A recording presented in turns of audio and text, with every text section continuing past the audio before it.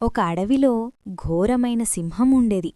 అది చాలా బలవంతుడే, కాని కొంచెం అహంకారంతో కూడుకున్నది. అదే అడవిలో ఒక చిన్న గ్రామం దగ్గర వడ్రంగి అంటే కార్పెంటర్ ఉండేవాడు. అతను ప్రతిరోజూ అడవికి వెళ్ళి చెక్కలు కోసుకుని వాటితో పనిముట్లు తయారుచేసేవాడు. ఒకరోజు వడ్రంగి అడవిలో పనిచేస్తుండగా పెద్ద చెట్టును 2 భాగాలుగా చీల్చి మధ్యలో కీలుపెట్టాడు. అప్పుడు మధ్యాహ్నం అయ్యేసరికి భోజనం కోసం కొంచెం దూరంగా వెళ్ళాడు. అదే సమయంలో అక్కడికి సింహం వచ్చింది. చెట్టులో పెట్టిన కీల్ను చూసి, ఇదేంటి, ఈ చెట్టు ఎందుకిలా తెరుచుకుంది అని ఆశ్చర్యపోయింది. ఆసక్తితో తన నోరు చెట్టులో పెట్టి చూసింది.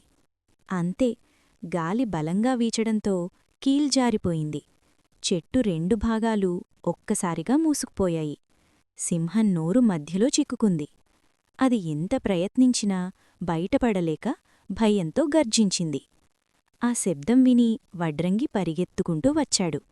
సింహమతన్ని చూసి, అయ్యా, దయచేసి నన్ను కాపాడు, నేను తప్పు చేశాను అని వేడుకుంది. వడ్రంగికి భయం వేసినా దయతో కీల్ను మళ్ళీ పెట్టి సింహాన్ని విడిపించాడు.